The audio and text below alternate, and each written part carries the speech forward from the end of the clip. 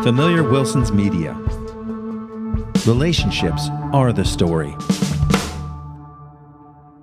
You are made of meat, my friend, all the way down. The following podcast uses words like and also.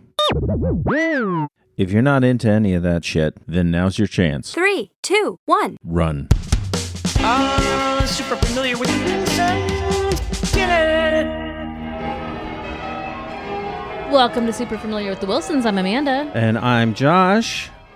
It's almost Christmas, Amanda. We missed recording last week just because everything got in the way, and we decided not to feel bad about it. Yeah, we had a busy week, holiday parties, and just things going on. So many holiday parties. Your second work holiday party. Yeah, it was a good one, though. Yeah, it was at the president's house. Okay, so let's clarify. It wasn't at the White House. It was at the University of Florida president's house, which is no longer where the president lives. It's just used for events. So, but it's very still called fancy. that. It's very fancy. Super fancy. So we did that, and of course, I took advantage of the drink. What motherfuckers? They did not. They did not want to give me a drink ticket. No, they did. So they gave us. We've gotten to where, like, we used to do open beer and wine, but because we've gotten so big, we have so many employees. Like when I first started working there, we had 30-something full-time employees, and now we're over 200. Right. So they gave everybody 2 drink tickets, but this is the first year that the 2 drink tickets went only to associates. So I had to split my drink ticket with you. Well, I also got one off of another person. Yeah, who somebody else gave you one. Yeah. They were feeling bad for you. Well, probably they also didn't want to drink. Yeah. And then so what I got was I went up to the bar and they had wine and beer. I didn't really feel like having either of those. But they did have a thing of whiskey just to the side. Just a bottle of with whiskey. no mixers, unless the mixers were underneath, and I didn't see them. Just whiskey. So I went around the other side, got some hot apple cider, and said, "You need to whiskey this joker up." And so they did, and that was delightful. I really enjoyed that. And yeah, I had that too. there were woods on this property. See, we took Winthrop to this little party here, right? And Muffy, and we sent Winthrop into the woods. No, we sent Winthrop to the wood line, but I told him he couldn't go into the woods. You know that he went into the woods. He said he right? didn't because one of our friends that I work with was out there with his kids and they went into the woods. And my friend's wife looked at me and said, "You told Winthrop not to go in the woods," and her husband immediately went into the woods with the kids. So I asked Winthrop if he went, and he said, "No, you told me not to." Mm-hmm. So he listened. He lied is what he did. No, he did not. So that was fun. We went to my work party, which was... I did not go to your work party. Okay, so here's the thing that I didn't think I would like it, but I really liked it. And last year we had a really nice one at this place called Spurrier's. That's Steve Spurrier was the head ball coach. Head ball coach? Head ball coach of the Gators for a while. He's a local hero. He opened this restaurant. It's got a rooftop thing. So it was there last year. It was delightful. Yeah. This year they said, well, I think that we're going to have the holiday director and manager Christmas party on campus during the day. And I'm like, oh, it's no fun for anyone. No, it just wouldn't have felt special. Right. It would have felt like I'm here at work and we're going to be at this table for an hour, but then I got to go back to my desk, which is right down the hallway. Mm-hmm. But this year what they did was they blocked off an afternoon, I think starting at 2, and they took us to a local restaurant, outdoor seating area. The weather was lovely. Food was catered by that restaurant, and it was absolutely delightful. And I actually liked it better than the night thing. Yeah, because I wasn't there. No, I would have preferred that you were there. You would have really enjoyed it. No, but it's just the night thing. It's at night, and it's dark, and I don't like driving in the dark. And you get home, and it's late, and the rest of your day is gone, right? Have you always not liked driving in the dark, or is this like a newer thing? No, I used to actually love driving in the dark in Miami with the windows down, especially when I had to drive from Homestead back north to South Miami where I lived. It was a delightful drive. I loved it. I think as I've gotten older, I just don't like to drive in the dark anymore for whatever reason. But it was a delightful party. I enjoyed it very much. And we had the white elephant, not the white Christmas exchange. That is a Christmas song we will discuss later. Anyway, we had a white elephant gift exchange, and I won a giant, it's really big. It's like probably, what is that, like 2 foot tall work site They bought it at Home Depot. Worksite Bluetooth speaker. Yeah, it's really it's a lot bigger than because neighbor Kate came out. You were using it out in the green space behind the houses. No, and actually, she commented about how it was a lot bigger than she thought it was going to be. what are we talking about? This is Hush. Sorry, Kate. this is how I introduced it to our neighbors, Kate and Tony. Is I turned it on in our backyard and I walked over there and I told them I have this speaker, and then I started to play animal noises through it. And decided that probably what I do is like random times during the night play like chimpanzees screaming and see what people think. Peacocks just really loud. Cats in heat. Yeah, something like no. That'll It has to go be over something really that you well. wouldn't like a lion. Apparently, the lion doesn't sleep at night. So anyway, I was very happy. All in all, best work Christmas party I've ever had. Very, very good. I mean, again, it's probably because spouses weren't there, but that's cool. Get out of here. You know who wasn't there is anyone who got drunk inappropriately and then got fired. Man, Not that we're going to talk about that. that happened. That did happen. Speaking of playing a speaker through the neighborhood, we had our big HOA annual meeting on Sunday. So if you're not aware, if you've not been following this drama, the developers of this neighborhood, which is like maybe 1/4 of the way done, they have control of the HOA until they no longer have majority ownership of all the houses, which at this point will be forever. They haven't built a new house since what? 2020? No, they've ripped some down. See our last episodes. Opposite of building. Yep. So they have annual meetings that it's really a farce because the minutes are rarely correct and they don't really do anything based off of those meetings. But I think that they are obliged to have those meetings. They don't publicize them very well at all. They don't publicize them because they don't want people to show up. And then also they have them the week before Christmas or maybe even the week of Christmas. And they have them Sunday morning at 9 a.m. Right? So they're hoping everybody's at church or traveling or like no one's going to be there. And we've been fed up with these folks for the better part of since we've lived here. And it finally came to a head this year, and people are pissed. People are reporting things to code enforcement. And we were all like, we're going to this fucking meeting on Saturday at 9 a.m. And we all went. And it was a wonderful display of solidarity. Probably didn't amount of much to anything except for maybe put these jokers on notice that we are paying attention and we expect that something will be done. So more news to follow. But that was the big excitement. All the neighbors came together. It felt nice being a part of a team. Yeah, it did. No, it did. We dropped Winthrop off over at Tony and Kate's because I had volunteered to keep all the children in the neighborhood so I didn't have to go to this thing because I had such anxiety over, just like the social anxiety over this happening. I took a quarter of a Xanax before we went. I did not know that. Like I didn't take a half, but a quarter because I just needed to be like chilled out a little bit. And then we went to drop Winthrop off over there. We walked over with Tony and Kate. We had my coffee and we sat down, and it was nice because we've got a neighborhood WhatsApp group now, and all of the people who were able to came, and so there was like 20 or something of us there. There were which quite there's a few. 30 houses in the neighborhood, so I think it was well represented. I think they freaked out, Because no one's ever attended to this thing before. like maybe like 3 people. Yeah. And they did not know what to do when we kept coming in. Like just more and more people kept coming in. And then at one point I laughed because I put something in the WhatsApp group and all of a sudden the dinging started going off. And I was like, guys, you're supposed to have those things silenced. But it was great. Kate came. She had her list of things. She was armed with receipts. And I mean, if nothing happens, at least we felt empowered for an hour on a Sunday morning. Speaking of it being lovely when people come together, I enjoy it when we come together. Oh, Lord. Anyway, we went to a poetry slam last night. Well, it was a writer's open mic. They called it a poetry slam. This is all I'm saying. Let's not grass me up on the fact I called it a poetry slam. That's what they called it. Okay, but on the social medias they called it a writer's open mic because I think they were expecting people to come with like fiction and other things, but it wound up just being poetry. Well, one person, the host, Emma, read a short fiction thing. I feel like poetry is a dying art.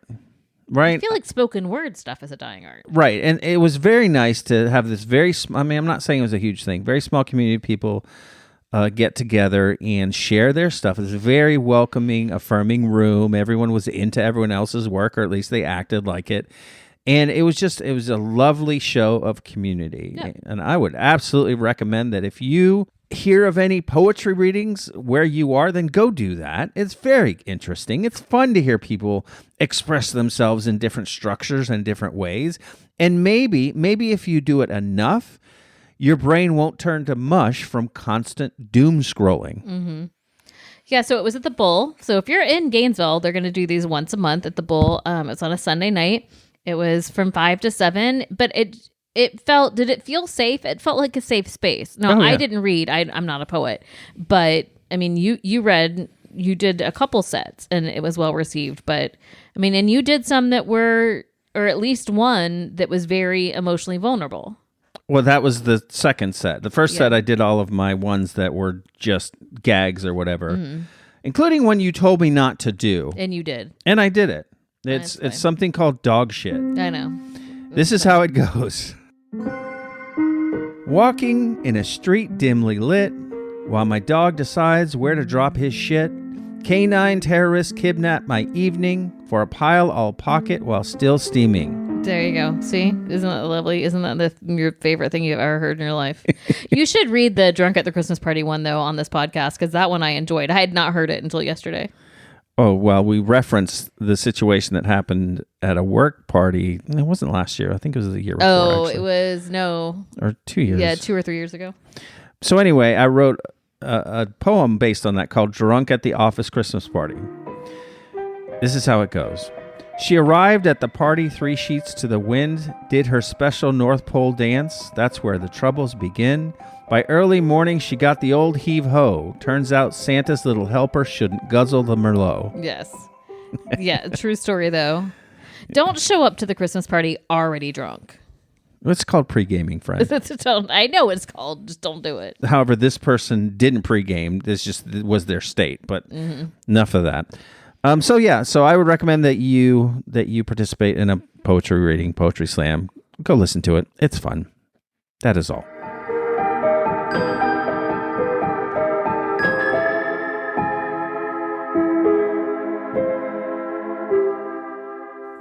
I want to do a new segment, Amanda.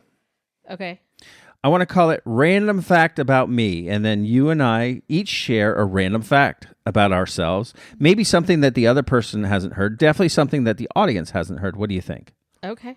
But you might not be ready, but I have one that I thought of. Popped into my head randomly today that this is a thing that I have done. I was like, I can't think of anything better than to share it with the world. All right, go ahead. All right. Random fact about Josh. I have microwaved underwear to dry them. I did know this about you. Why? Are you kidding? Why? It'll cook like a freaking meal in 3 minutes. Why would it not dry my underwear? Was that in a microwave that I also use? Yes, Or but was not this at the in, same time.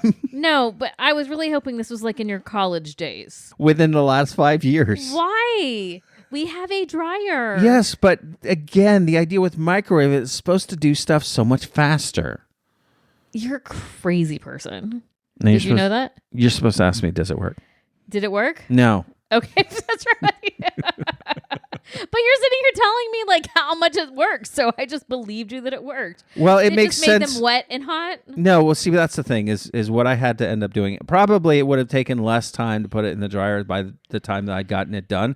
But I was so invested into making this shit work. So what I do is like I took some wet underwear, clean, put them in the microwave, heated them up, then took them out, let the steam escape. Yes. And then put it back in. Take them out. Let My God, this is a multi-step process. Yeah, but the steam escaping, that is the water going. I understand how evaporation works. But see, that's what you have to do is if you do it in the microwave, then the water just stays in there and it stays wet. Okay. But if you let the steam escape, then you can dry your underwear.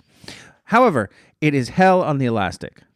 I bet. It dries it out and then makes it all crinkly. So, do you have any random facts about you?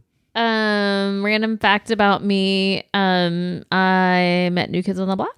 when I was 14. Yeah, that doesn't quite stack up to drying your underwear in the microwave. Random fact about me, the top of my spine where it meets my skull is not curved. Everybody else's, or it's meant to be curved. Mine is straight, and it just sits on it straight like that, and the bone is wearing away. Oh, so what are we going to have to do about that? This is why I have all the neck pain. Okay. Or it contributes to it. But can we fix it, or No. So what's going to happen? Just one of these days your head's going to fall off? No, I'm just going to it's just going to hurt a lot. Well, shit. This is a thing that I found out when we were married. So you're out there microwaving underwear and I'm getting x-rays. I told you about this. It was after I had Winthrop. Okay. All right. Well, this was a great segment. Wonderful. Thank you very much. Well, the other thing I was going to tell you is that I've had my face thrown up on by a dog. We are officially retiring this segment.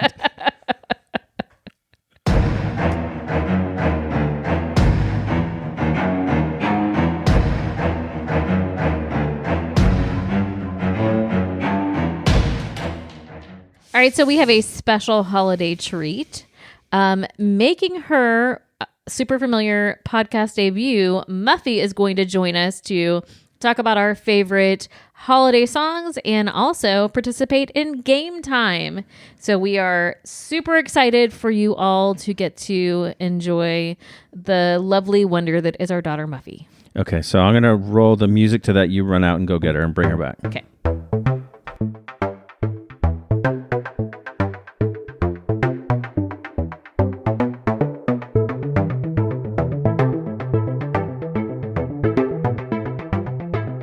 What time is it? Game time! Woo!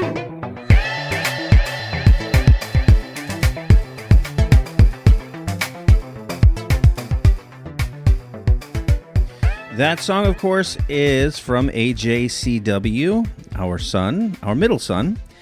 And search him up on Apple Music, Spotify, all the places. That song is called Spawn from the Powerline. Actually, I don't even know if he released that song. I did not know that song had a name. Yeah, ever. well, what did you think? I just thought it was game time. It's game time, yes. Joining us for game time, along with Amanda, is Muffy. Hello, Muffy. How are you doing? Good. Muffy actually just did a podcast for a project, so you should be. Also, don't touch the microphone. You just got a 95 on your podcast project, didn't you? Yeah. So you should be an old professional at podcasting, right? Right. Okay. Do not sit here and be shy. You only have several thousand people listening all over the world right now. Inaccurate. That is inaccurate. But we do have a very good friend listening. So do you want to say hello? Yeah. Shout out, Bookie. We love you. All right. So we're going to move into game time. And to start game time, we are going to list, each of us, our top 5 favorite Christmas songs. And let's hear why they're your favorite. If you don't have them in any particular order, then just... Oh, yeah, I don't have mine. And I didn't rank mine. Okay. So what is number 5 for you? Number 5 on my list is Carol of the Bells. Oh, doom, doom, doom, doom. Why is that?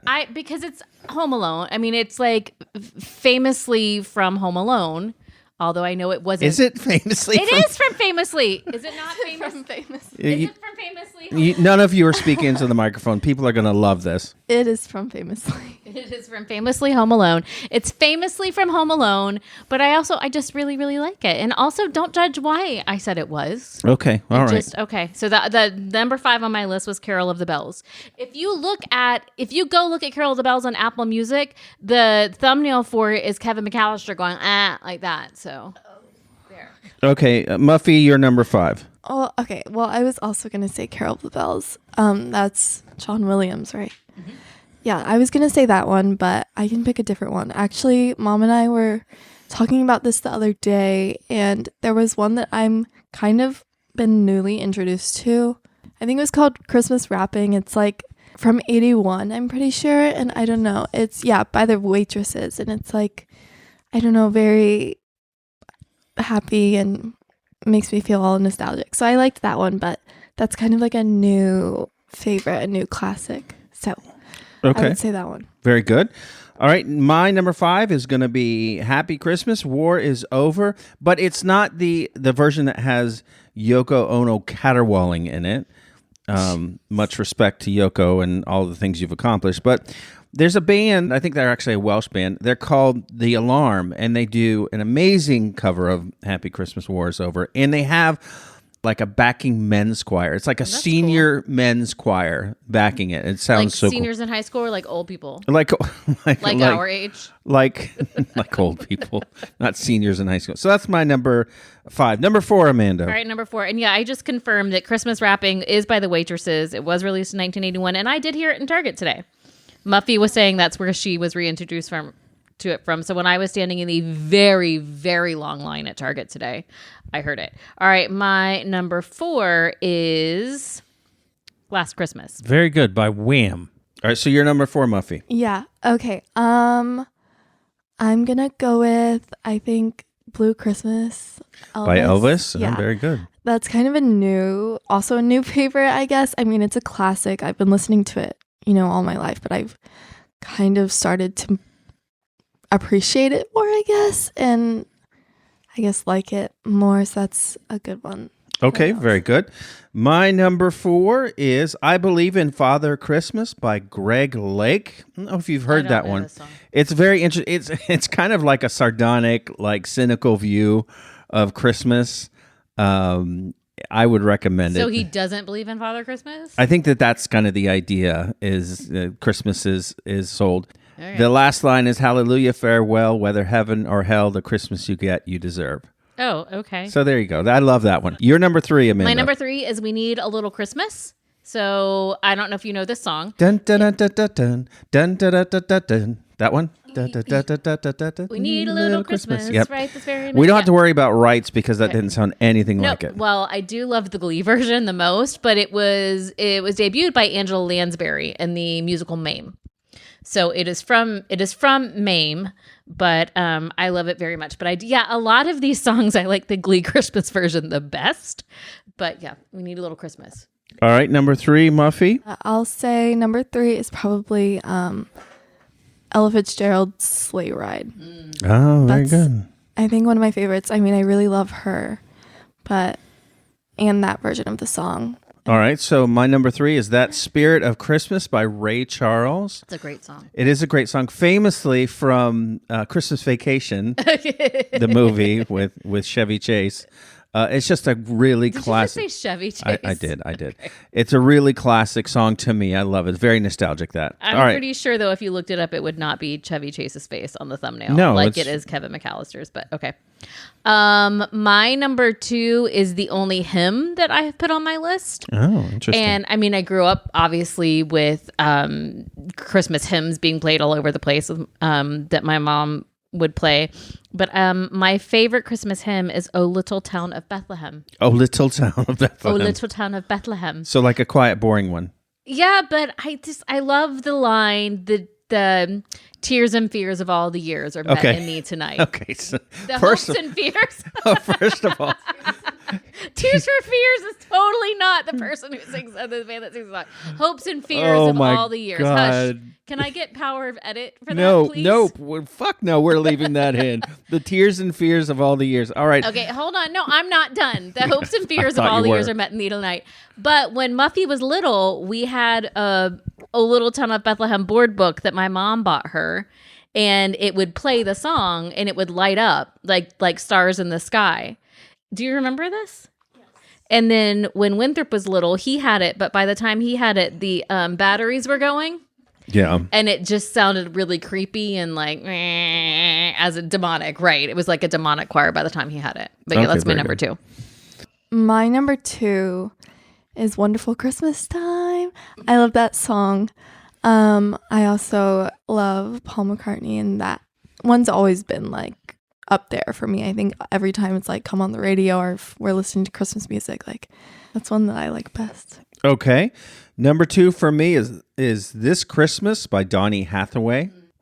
Again, just so nostalgic and so classic, that one. And interestingly enough, the recycle truck went by today blasting that song. Oh, really? Yes. Very, very cool. All right. So, Amanda Wilson, your number 1. My number 1 is Silver Bells. Silver bells. It's Christmas time in the city. I love it. First of all, I love that imagery of like being in a big city, being in New York, and seeing the people ringing the bells and having the bells around. But it also reminds me a lot of my mom, and I have a very vivid memory of being little. And I think we were going to see my grandmother maybe in the nursing home. My mom was driving and that song was playing in the town that we were in. You know how small towns will put Christmas decorations up on the light poles? Yes. And they had silver bells up. And so that is a core memory for me, is listening to that song in the backseat of my mom's car and seeing the silver bells. So. Very cool. Okay. My number one is Last Christmas, Wham. And I'm like kind of offended that you put it at, what did you put it at, 4? It was my number 4. I guess for me and my friends, or maybe I just like am generalizing it as like for my generation, that's kind of like the Christmas song of all time. And like I'm a fan of more vintage songs, like 50s, like 50s, 60s Okay. Christmas songs. Right. But because like that's something that you guys might have grown up on, we are now growing up on like 80s, 90s Christmas music. Yeah, and I really can appreciate how I would argue one of the biggest Christmas songs of all time is like from a gay man, and like people can listen to it and feel represented and things like that. And maybe people who don't take too kindly to like queer people and stuff like that can chill out. Yeah. No, I'm just saying like they might be listening to it and have no idea. Got it. All right, number 1, right? Are we on number 1? Yeah, but can I defend myself for a second? What? I didn't list it at number 4. Remember, I didn't rank mine.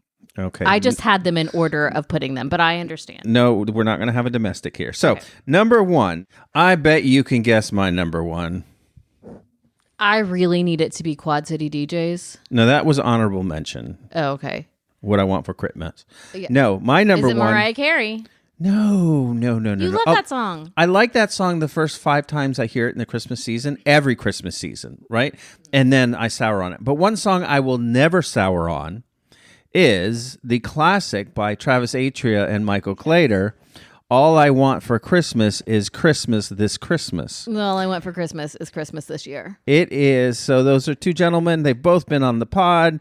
They are local musicians, and they wrote what I think is the quintessential Christmas song, and I recommend that you listen to it. In fact, I might even play it off the back end of this podcast. You should. Yeah, so listen right through the end, and you will hear that song if I can find the MP3. Now, all of this was leading to game time. I'm not done, though. What? I have honorable mentions. Okay, go ahead. Christmas by Darlene Love was up there. Baby, Please Come Home. Yes. Okay, but also I Want a Hippopotamus for Christmas. Okay.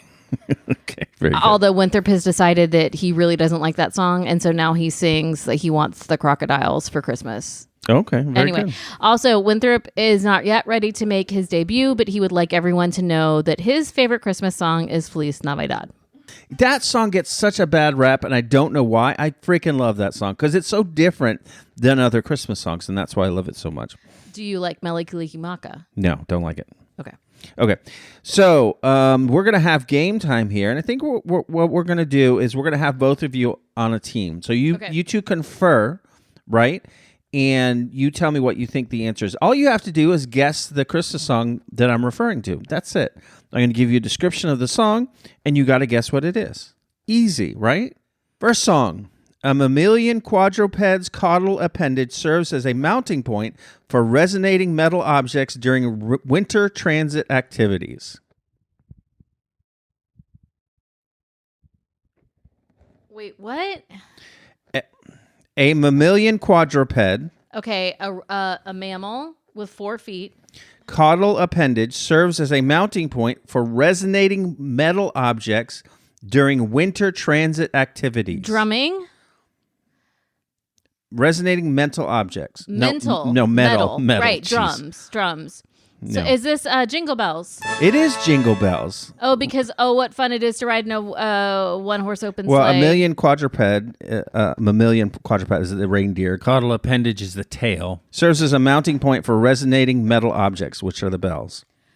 You have just experienced your first what's called the song quiz, where he just says really crazy things and you have to guess what the song and the artist is. So welcome to my fresh hell. Okay. You take the next one. You're working together. All right, but just work it out together. Ready?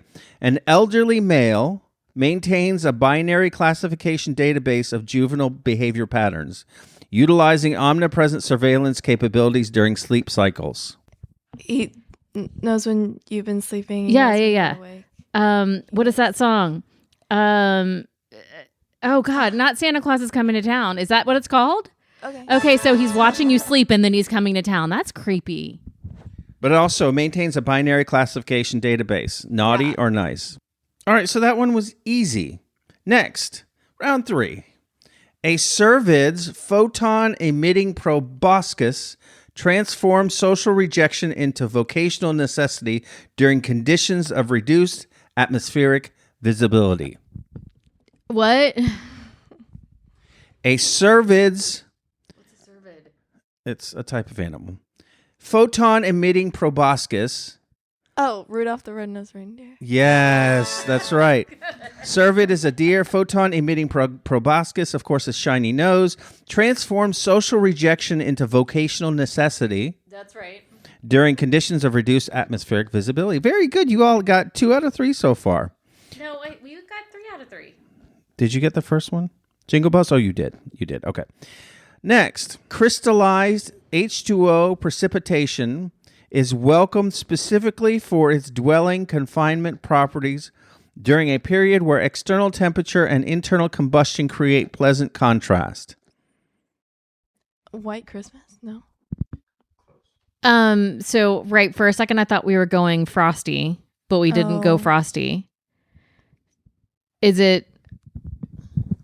Crystallized H2O precipitation is welcomed specifically for its dwelling confinement properties during a period where external temperature and internal combustion create pleasant contrast. Oh, Baby It's Cold Outside? No. Oh no, that's a good guess though. Winter Wonderland? No. It sounds like you're building an igloo. I don't. Like, do you want to build a snowman? Is it Frozen? The weather outside is frightful, but the fire is so delightful. Let it snow, let it snow, let it snow. Okay. Crystallized H2O precipitation is welcome specifically for its dwelling confinement properties. Got to stay inside. During a period when external temperature is cold and internal combustion, the fire is so delightful, create pleasant contrast. There you go. All right, so you are 3 of 4. 2 more. Okay, here we go. An accumulation sequence spanning 12 solar rotations results in 184 avian specimens and 40 performing bipeds by the final iteration. Do you know what this is? This is 12 Days of Christmas. You did the math, didn't you? Yes. Very good, very good. All right, last one here. Temporarily animated frozen water construct achieves consciousness through decorative vegetable nose installation before inevitable thermodynamic dissolution. Frosty Snowman. Frosty the Snowman. Very good. Well, you all did excellently. You got like a 90% or whatever. I appreciated the vegetable nose installation. Yes, that's right. That's right. Now, I had 20 of these, but I'm not going to put you through that. What's the most abstract one? Challenge us. I feel like we did that, and with Let It Snow, Let It Snow, Let It Snow. Yeah, that was hard. Let's see. Okay. Ready? Yeah. No, this might be easy. Dental requirements dominate wish fulfillment requests, specifically maxillary central incisors necessary for proper phenome production. All I want for Christmas is my 2 front teeth. See, that was easy. Yeah, that was a good one. Okay, let's see if you get this one. Ready? Spiny evergreen branch installation induces reportedly positive psychological states despite laceration risk from foliage weaponry. Is that O Tenenbaum? No. So it's not a Christmas tree. I'm How would it be one but not the other? I'm translating it for you from the German. Spiny evergreen branch installation, right? Mm-hmm. Induces reportedly positive psychological states, despite laceration risk from foliage weaponry. What songs do we know about Christmas Well, I trees? was gonna say "Rocking Around the Christmas Tree," but Oh yeah, no, I would have thought that too. Jingle Bell Rock. No. Spiny evergreen branch I mean, installation. you can keep saying those words, but a spiny evergreen branch installation would be a Christmas tree. What is another name for a branch on a tree? A bough. Well, the boughs and the holly. The something in the holly. Deck the halls with boughs of holly. La la la la la la la la. There you go. Very good. All right, Muffy, thank you so much for joining us. Any final words that you have here for your friends, neighbors, and fans? Do you want to give us any Stranger Things predictions before you go? I would prefer for, this sounds horrible, but I think it would be smart for a few characters to meet their ending, but I think that probably won't happen because, the past seasons, like, none of the main characters have died off, and I don't think that they're gonna start now, especially because, like, there's like set photos from the epilogue. This is me just being a nerd now, but like there's set photos from the epilogue and pretty much everyone's in it. And the only one, I don't think this is a spoiler, but like pretty much the only main character who's not in the epilogue is 11, but I doubt that they're going to kill her off. So I think that she's going to be elsewhere. Mm-hmm. And there's also reports of 11's actress filming alone in Iceland. So interesting. I think that she might be there whilst everyone else is. Oh, that's really interesting. All right, so body count 0. No, I think it'll be like, well, I think Vecna's gonna go. Bye, Vecna. Or yeah, I think that Dr. K will go because like all the bad guys I need her to go. And then I think Kali might go. I think that Derek might go because they try to, in the past, they always introduce a likable character and then kill them off. The Eddie syndrome. Right, exactly. Like, other than that, I don't really know that they would kill off any of the main characters. I think Jonathan has a chance, which sucks because I'm Team Jonathan and I know that's controversial. Same, but it's also funny to be like, he's got a chance if he's got a chance of dying. No, yeah. But ever since he showed that ring, it's been a little like, what does that mean? Yeah. And also that it's in a cassette tape and like they need music to save someone. So if like they're trying to save him and they find the ring in the cassette tape. Oh, that's going to hurt my heart. Yeah, I don't know. But he's also not in the epilogue pictures and Steve is. Well, there were a lot of people that would riot if something happened to Steve. Oh yeah, totally. They're not killing off Steve. Yeah. No. I think that they're going to tease at it. Sorry, I'm going on forever. No. This is what brings you happiness. At it, and possibly there will be a cliffhanger, and like people are gonna riot. I also think the cliffhanger could be that Will is going to die, and then in the finale, it'll be revealed that he's still alive because of that, like the boy who lived connection, and like he's also in the epilogue pictures. So well, that's good. That'll bring some hope. Yeah, because I don't want to live in this house if something happens to Will. No, yeah. I'm like the world's biggest Will stan ever. Yeah. And I don't know. I was telling Mom, like, since Volume 1 dropped, I was having conflicted feelings because obviously I was like the happiest person ever. Like, this is all I've been hoping and dreaming for since I started watching the show. But I also felt frustrated because like a week prior, I'd been on TikTok defending him with like everything in me because people say he was just like this useless character, blah blah blah. And now that he isn't, everyone's like switching up, and that's kind of frustrating to me. But at the end of the day, I'm glad that they're recognizing like how much importance he holds in the end game. So good. Excellent. Well, I'm very excited for you. I'm a little worried for us because I think the screaming will start and commence probably around 9:00 Christmas night. So thanks for coming on the pod. Yeah, of course.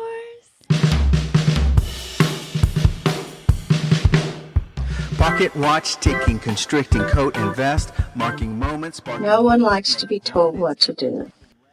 And now is the time in the program where we tell you what to do. Amanda, what should we do? You should have a lovely holiday. Merry Christmas, whatever you celebrate, but enjoy family, enjoy friends. If you're alone, go out and just be around people and watch the wonder of the world. I agree with that. I got nothing to add. Ho, ho, ho.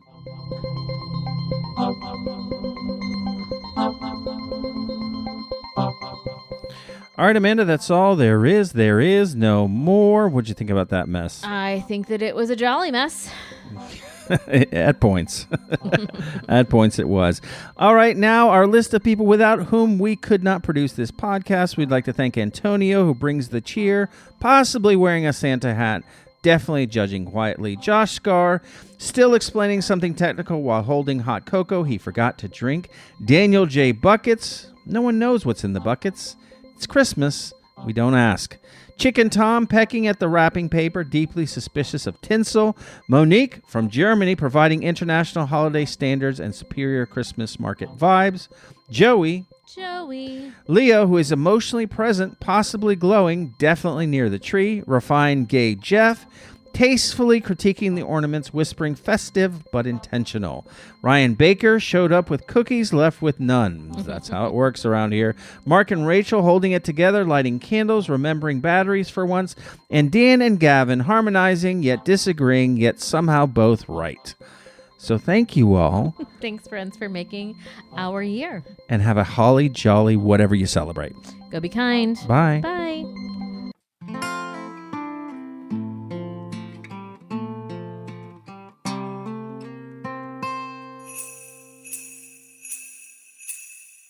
Got the Christmas gifts underneath the Christmas tree. But Christmas isn't Christmas if you're not here with me. Singing Christmas songs underneath the Christmas lights after eating Christmas dinner on Christmas night. Let's put the Christmas back in Christmas, 'cause Christmas only comes but once a Christmas. There's only one thing on my Christmas list this year. All I want for Christmas is Christmas this Christmas. All I want for Christmas is Christmas this year. All I want for Christmas is Christmas this Christmas. All I want for Christmas is Christmas this year.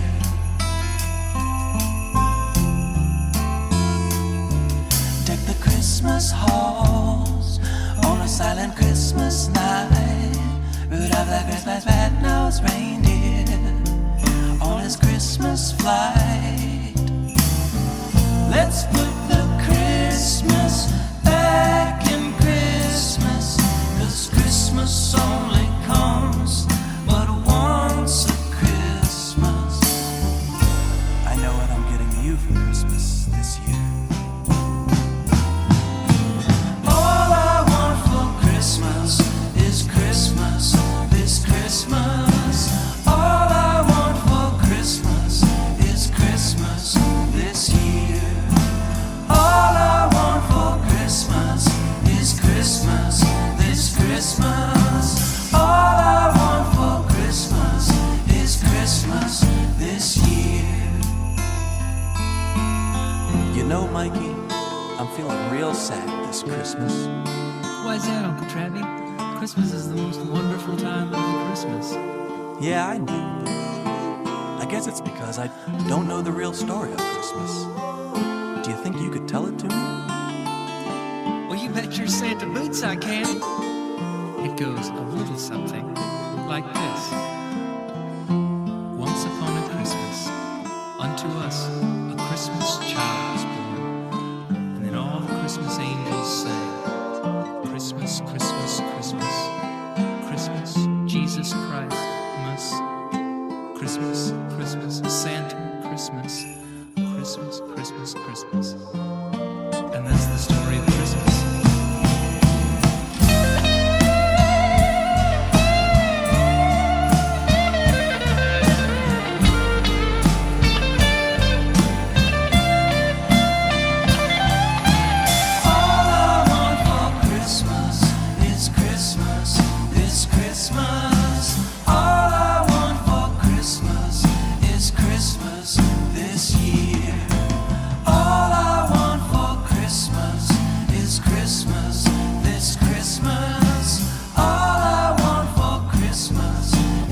Christmas.